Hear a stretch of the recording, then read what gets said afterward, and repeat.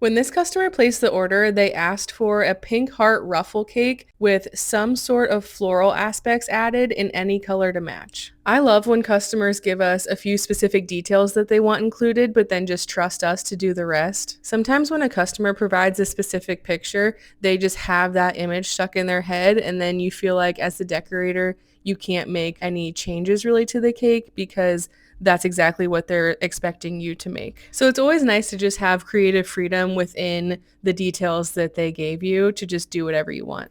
When I started this cake, I decided to just do the pink ruffle details first and then figure out the floral aspect later. And I didn't want to choose too bold of a color with the flowers to go with the pink just because they didn't specify, they just said anything to match. I decided to play it safe and piped some white flowers to pop in the freezer just to chill before I placed them. I just didn't want the flowers to take over the cake. I wanted them to accent the cake, and I felt like choosing a bolder color might be a risky move. And this is why I like creative freedom with cakes, because when I started this cake, I was planning on just placing some of the flowers on top and putting some greenery around them. But then once I had the ruffles piped on, I just had the idea to put them at the top of the ruffles instead of on the top of the cake, and I love how it turned out. I think it was a safe way to add the floral aspect without adding a bold color, and just a more unique way to add them instead of just throwing them on top of the cake. And it ended up being one of my favorite cakes that I did that week because it was just a regular ruffle cake with a little bit of an elevated detail to it to make it a little bit more unique.